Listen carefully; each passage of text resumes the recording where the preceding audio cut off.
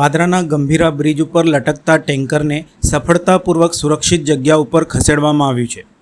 Gambhira bridge ઉપર ફસાયેલી chemical ભરેલા ટેન્કરને ઉતારવા માટે પોરબંદરની વિશ્વકર્મા કંપનીના મરીન્સ ઇમરજન્સી રિસ્પોન્સની ટીમ દ્વારા ઓપરેશન હાથ ધરવામાં આવ્યું હતું। સૌપ્રથમ બ્રિજના તૂટેલા ભાગ અને ટેન્કર વચ્ચે કેપ્સ્યુલ મૂકીને તેમાં હવા ભરવામાં આવી હતી, જેથી ટેન્કર બ્રિજને સમતોલ થઈ ગયું હતું।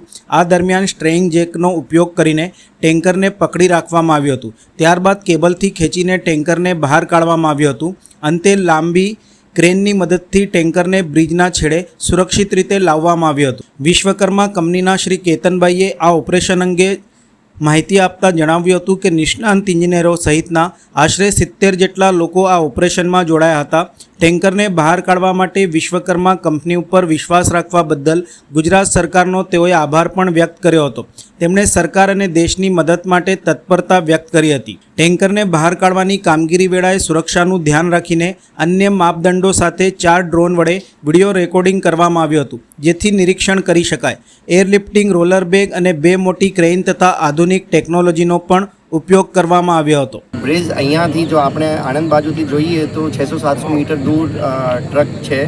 આખો સ્પેન સ્ટ્રક્ચરલ ઇન્ટિગ્રિટી આ સ્પેનની પણ કોમ્પ્રોમાઇઝ થયેલી માની શકાય, કેમ કે એક આખો સ્લેબ બ્રિજનો પડેલું છે। તો આ બ્રિજ ઉપર કોઈ પણ પ્રકારનો લોડ આપણે યુઝ કરી નહીં શકીએ અને કોઈ પણ પ્રકારની લિફ્ટિંગ ઇક્વિપમેન્ટ માટે એક જગ્યા તો લોડ મૂકવું જ પડે। તો આપ જોઈ શકો છો અહીંયા જસ્ટ આ રોડ ઉપર બ્રિજથી દૂર અહીંયા સ્ટેન્ડ જેક મૂક્યા છે। 200 ટન જેટલા લોડ અહીંયા રોડ ઉપર મૂકીને બ્રિજ ઉપર એક પણ પ્રકારનો લોડ યુઝ કર્યા સિવાય MERCની ટીમ દ્વારા આ એક પડકારજનક હતું, ચેલેન્જિંગ ટાસ્ક હતું, પણ ખૂબ સુંદર રીતે એક જ અટેમ્પ્ટમાં તાત્કાલિક રીતે।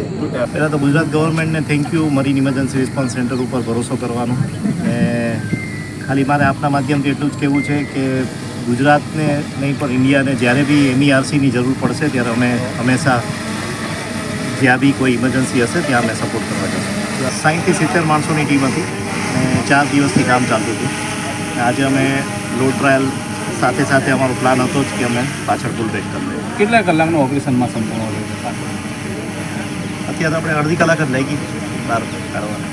આ જે ઓપરેશન છે તેના માટે કઈ ચેલેન્જીસ જે હતી જે ખૂબ જ ચેલેન્જ આપી રહી છે?